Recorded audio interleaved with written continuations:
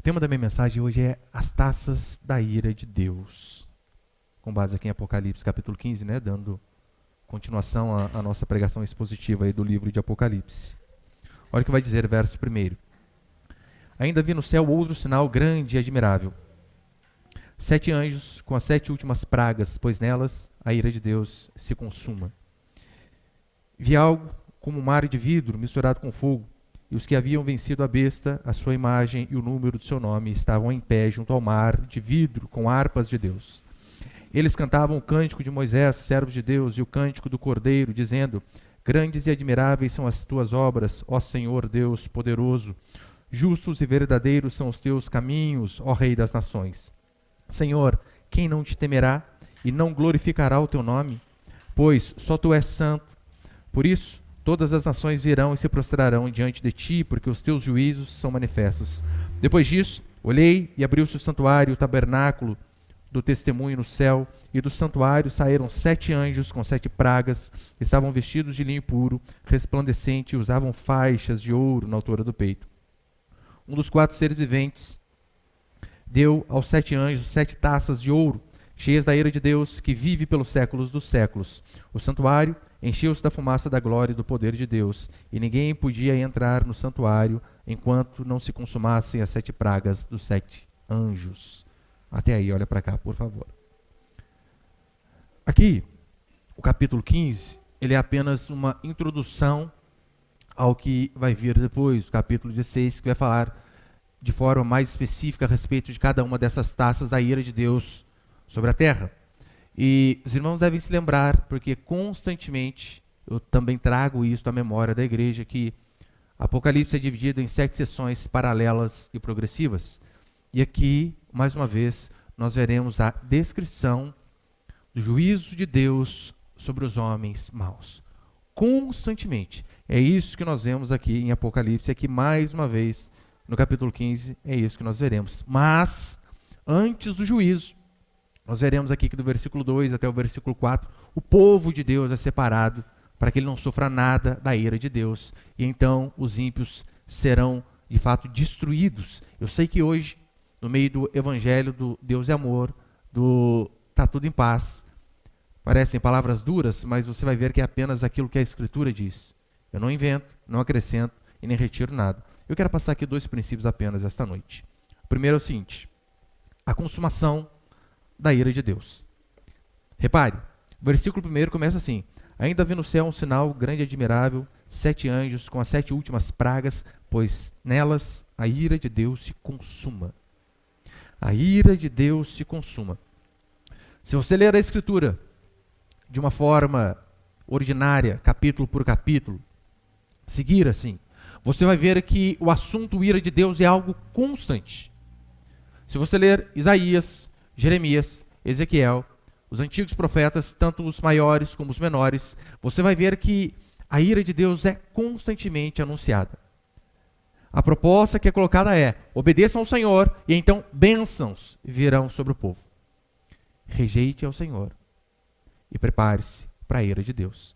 E nós vemos isso diversas vezes, como a Babilônia subjugando o povo, o Império Medo-Persa, os egípcios, no Novo Testamento os romanos. Por quê? Porque lá atrás Deus colocou lá as opções, Monte Ebal e Monte Gerizim.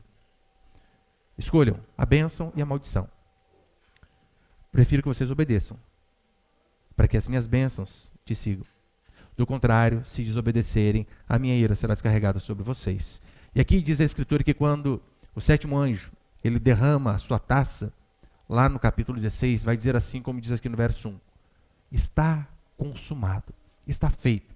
Ou seja, de forma completa. A ira de Deus vai se manifestar de forma completa.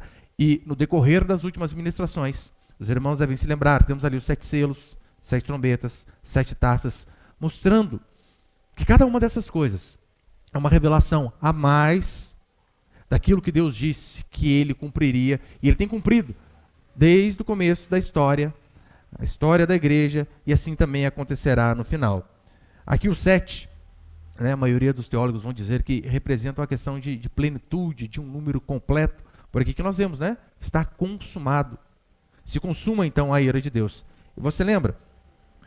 Aqui primeiro, né, nos capítulos anteriores falava sobre os 7 selos. Deus abre os 7 selos e então ele revela como seria o fim da humanidade. E ele deixa claro: guerras, fomes, epidemias. Se você quer ver isso aqui de uma forma diferente, ligue no Jornal Nacional e você vai ver todas as escrituras cumprindo. Todas essas coisas ditas aqui, nós vemos constantemente Deus cumprindo, porque tragédias não são acidentes. Já preguei isso para os irmãos. Tragédias, epidemias, pragas, todas essas coisas que sobrevêm à humanidade não estão fora do controle de Deus. Muito pelo contrário. É Deus quem governa de forma soberana, demonstrando que sim, um dia ele vai julgar toda a terra. As 7 trombetas, que são o anúncio do juízo de Deus, ainda não são fim. Mas as 7 trombetas são chamado ao povo dizendo: ei, olhem ao redor de vocês, prestem atenção, eu sou um Deus zeloso e eu vou julgar todos aqueles que não me obedecem. E então as trombetas vêm ali como um megafone de Deus para mostrar para mim e para você: o fim está próximo. Só que ainda assim, o que o ser humano faz? Ele não dá ouvidos. Ele continua vivendo em seus pecados e em seus delitos. E aqui nós vemos as 7 taças, ou seja, mais uma vez, o juízo, os flagelos, o castigo, a desgraça, a calamidade e o tormento de Deus sobre a humanidade. É sempre assim. Deus primeiro ele vem com uma trombeta. Lembra que a trombeta? Ela era tocada para que em algumas reuniões solenes o povo se reunisse, para avisar que talvez o inimigo estava vindo. Então as 7 trombetas que vêm antes aqui das 7 taças é justamente para avisar: a ira de Deus se aproxima. Há tempo de arrependimento, portanto, dobrem-se diante do Rei da Glória. E aqueles que não se dobram, quando ouvem a trombeta, o que segue são essas taças da ira de Deus sendo derramada. Ah, mas eu não sabia. Sabia. Deus avisou. Constantemente Deus avisou. Deus então ele derrama a sua ira para que os homens maus bebam do seu cálice sem mistura, porque eles foram desobedientes. E eu gosto da ilustração de taça aqui. É mais ou menos como se fosse um copo mesmo, né? Você vai enchendo, tem uma hora que transborda.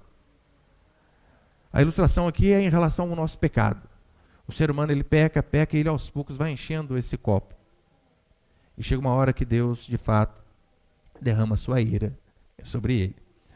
O juízo final, ele vai acontecer. Mas o juízo de Deus, ele aconteceu desde a igreja primitiva, desde quando o povo de Deus é povo de Deus, desde o Antigo Testamento. Ele acontece hoje, e o que a Escritura diz é que ele vai acontecer também no futuro. É por isso que o Antigo Testamento, alguns profetas, eles falam sobre o dia do Senhor, e você vê alguns deles citando quando a Babilônia vem subjugar o povo de Israel. Eles dizem assim: eis o juízo de Deus sobre o seu povo. Vocês não obedeceram? O que Deus fez? Levantou uma nação impetuosa, amarga, que faz as suas próprias leis. Para quê? Para subjugar vocês, para humilhar, para punir vocês. Não só em questão da Babilônia. Olha outro exemplo. Lá em Êxodo capítulo 20, ou o livro de Êxodo em si, né? Que vai falar sobre as pragas do Egito. O que foram as pragas? A não ser a ira de Deus derramada sobre um povo desobediente. Constantemente os egípcios ali estavam vendo. Este Deus dos hebreus, se ele não é obedecido, ele pune. E o que eles fazem? Permanecem duros. A Escritura chama esses homens de dura cerviz, que não se dobram. O que aconteceu quando eles não se arrependeram? Deus deu segunda chance? Foi praga em cima de praga. Por que será que às vezes a vida de muitos não avança? Será que não é justamente por conta da desobediência? Então, a nossa vida é Deus mandando praga sobre praga e nós, como faraós, com o coração duro, não conseguimos perceber que Deus está nos punindo. E lá na frente a gente ainda se pergunta: mas por quê? Como assim? As coisas parecem que não dão certo para mim. Assim como aconteceu com a Babilônia subjugando os hebreus, o povo de Deus. Assim como aconteceu com o faraó, humilhando-os. Assim acontece com a minha e com a sua vida também. Lembra? A Bíblia fala das trombetas. Eu posso citar para você trombetas que constantemente você ouve e às vezes você não dá ouvidos. As trombetas que, por vezes, nós rejeitamos ouvir, ela não vem através de um trompete, de um clarinete ou de uma trombeta literal.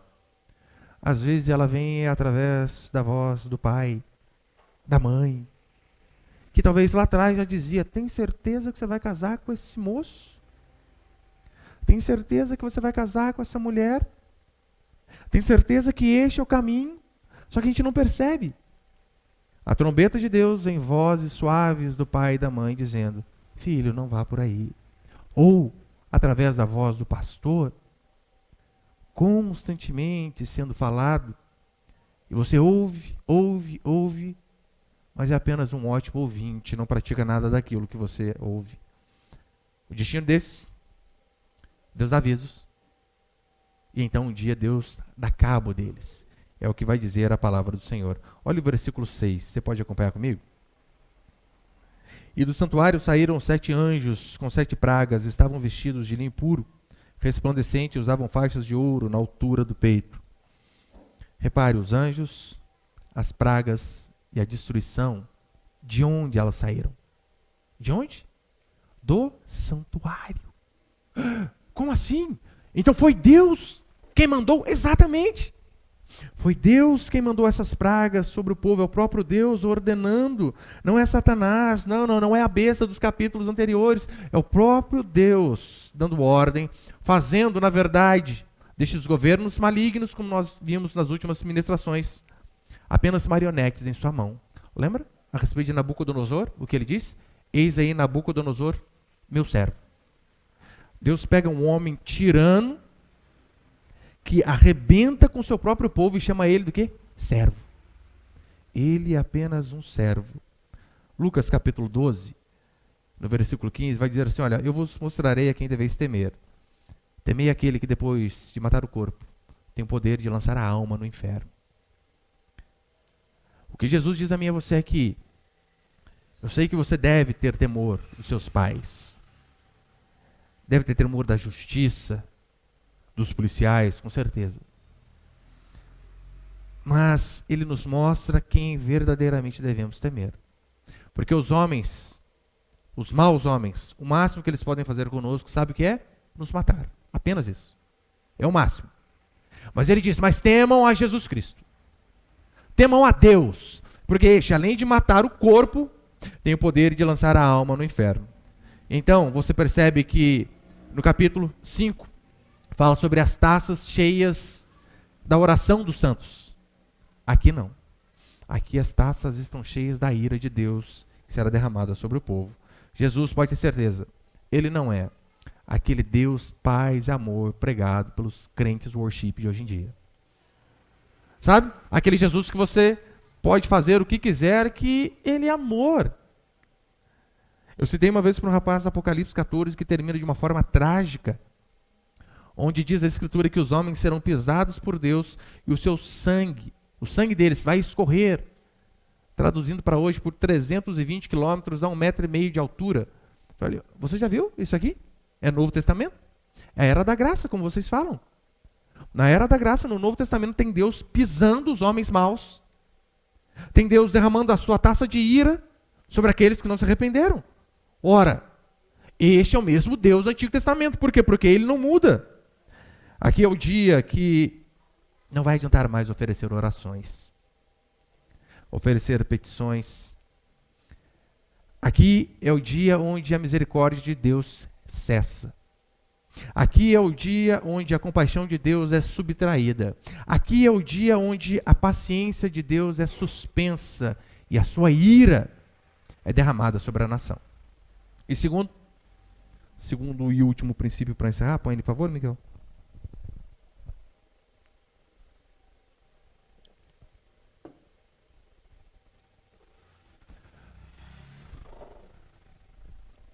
Segundo princípio, a salvação e o destino do povo de Deus. Repare comigo no versículo 5. Depois disso olhei e abri o santuário, o tabernáculo do testemunho no céu. Abriu o santuário, o tabernáculo do testemunho. Lembra o que era o tabernáculo na antiga dispensação?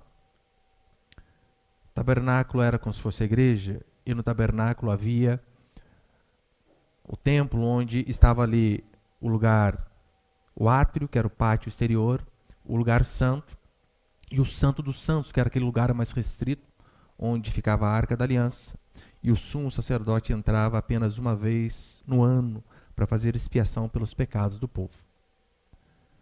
Ali no Santo dos Santos havia a Arca da Aliança, e na Arca da Aliança estavam guardados os mandamentos que Moisés desceu do monte. Em cima, ali da arca, havia uma tampa chamada de propiciatório, onde 2 querubins ficavam virados um de frente para o outro, olhando. E por que era necessário o sacerdote entrar, levar o sacrifício, matar o animal e derramar sangue sobre aquela tampa propiciatória? Porque a Escritura diz que esta era a forma da ira de Deus ser aplacada. A ira de Deus só era aplacada, Deus só se tornava mais compassivo e manso através do derramamento de sangue. Então, para que ele não olhasse do céu e visse seus mandamentos quebrados na arca, é necessário que ele visse o sangue sobre a tampa do propiciatório. Esse é um dos motivos porque eu e você não precisamos temer em relação ao juízo vindouro. Porque aqui, você percebeu? Ele olha ao céu e vê a arca do testemunho. Quando Jesus morre na cruz, quando ele diz, tetelestai, está consumado, a Escritura diz que o véu se rasga do alto a baixo, o véu que fazia a separação do lugar santo, do lugar santíssimo. Então é por este motivo que aqui ele olha e ele consegue ver o tabernáculo. Porque Jesus Cristo, quando ele morreu, ele pagou o preço da minha e da sua dívida. É por este motivo que Hebreus vai dizer, hoje nós podemos sim com ousadia chegar diante do Senhor no Santo dos Santos. Por quê? Pelo sangue do Cordeiro. Este é o único motivo pelo qual nós nos reunimos aqui. Não é porque você é um bom marido, uma boa esposa, porque você fez coisas boas durante a semana. Não, não é. Porque você dá o seu dízimo, porque você doa cestas básicas para instituições de caridade. Faça todas essas coisas, são boas de se fazer. Mas não é por este motivo. É porque Jesus Cristo pagou o preço pelo meu e pelo seu pecado. Para aqueles dos quais somos nós, que somos hoje templo do Espírito Santo, a Bíblia diz que a ira do nosso Deus já foi aplacada. Então eu e você não precisamos temer. Assim como na Páscoa. Lembra como foi a Páscoa? Aquele sangue no umbral da porta. Então o anjo da morte passava. E onde ele viu o sangue no umbral, ele passava por cima. Este é o significado de Páscoa. Passar por cima. Então a morte não entrava ali naquela casa. E aqui diz que João, de fato, ele viu aqueles que haviam vencido a besta, a sua marca, o seu número, e estes estavam no mar de vidro misturado com fogo, apenas um símbolo, né? Pureza, transparência, justiça. Mas o mais interessante é que João, ele vê a salvo aqueles que venceram a besta. Como eu disse nas últimas ministrações, a marca ali na fronte, né, bem na testa, bem provável que seja um símbolo de um pensamento que abrange a todos, no sentido de que nós hoje, para sermos cristãos verdadeiros, não tem como sermos cristãos e entrarmos no molde do pensamento secular, da diversidade familiar, onde não há problema termos 2 pais, 2 mães, onde não há problema acharmos que é comum um homem ter 2 esposas em relacionamentos abertos. Nós não podemos entrar, ser cristão e termos aqui o mesmo pensamento que o mundo tem. É por isso que estes aí serão testados, serão provados, muitos serão escorraçados e até mortos, porque eles não se dobram diante do pensamento secular. São as irmãs que, em pleno século XXI, dizem, meu marido é quem governa a casa. Eu devo ser submissa a ele, porque é isso que a Escritura ordena. Aqueles que permanecem fiéis a qualquer custo. A Bíblia diz que estes um dia receberão a recompensa. Tanto é que Paulo, no final de sua vida, na segunda carta dele a Timóteo, capítulo 4, ele vai dizer assim: já agora a coroa da justiça me está guardada, a qual o Senhor, reto juiz, me dará naquele dia. Mas não somente a mim, mas a todos quantos amam a sua vinda. Todos os profetas, os apóstolos e o próprio Cristo diz que uma recompensa está sendo guardada para nós. E já encerrando, no versículo 3, vai dizer assim: eles cantavam o cântico de Moisés, servo do Senhor, o cântico do Cordeiro, dizendo: grandes e admiráveis são as tuas obras. Senhor Deus Todo-Poderoso, justo e verdadeiro são os teus caminhos, ó Rei das Nações. Essa expressão aqui, o cântico de Moisés, você não acha em lugar nenhum na Escritura, né? O que você vai achar talvez em Deuteronômio, eu coloquei ali, por favor, Miguel. Deuteronômio capítulo 32, né? Tem um subtítulo ali, último cântico de Moisés, mas nós sabemos que aqueles subtítulos que tem na Escritura não fazem parte do texto sagrado. Apenas os homens colocaram essas repartições para ficar fácil de acharmos determinadas passagens. E então ali diz isso: porque proclamarei o nome do Senhor, engrandecei, porque proclamarei o nome do Senhor, engrandecei o nosso Deus, Ele é a rocha. Suas obras são perfeitas, porque todos os seus caminhos são justos. Deus é fiel, e nele não há pecado, ele é justo e reto. Agora, se você ler o versículo 5, o que você vai achar ali é uma mistura, tanto de Salmos, como de Jeremias, e outros profetas também. Deuteronômio também diz isso.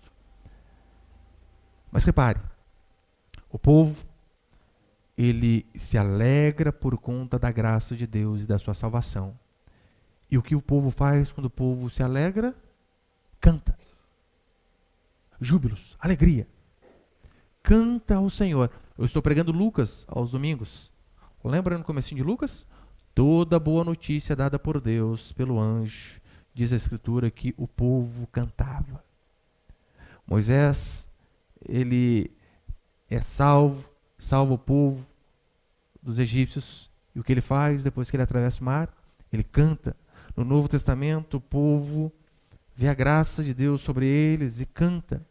É por isso que eu e você, mesmo em um mundo caído, perverso, mesmo em um mundo onde os valores são trocados, onde o honesto é tido como bobo, onde o verdadeiro é tido como louco, onde o homem fiel à sua esposa é tido como capado, retardado,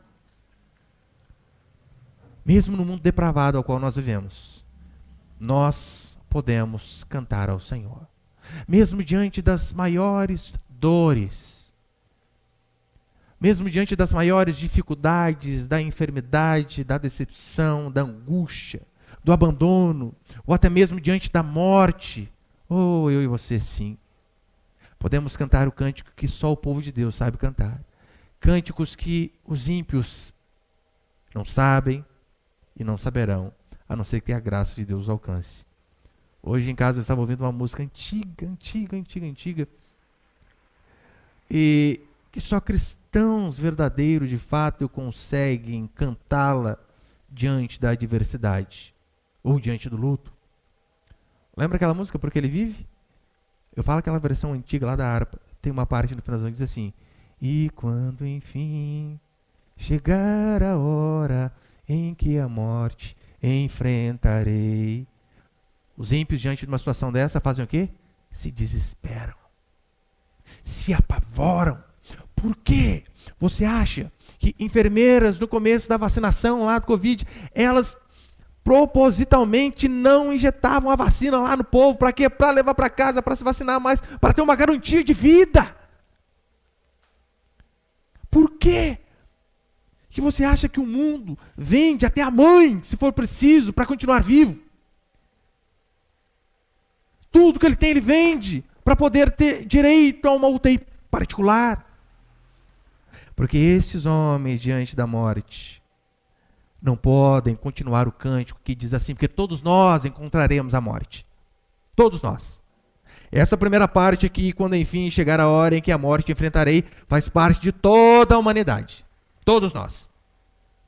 Mas só os cristãos verdadeiros podem cantar a segunda parte, que diz assim: sem medo então terei vitória, verei na glória Jesus que vive está.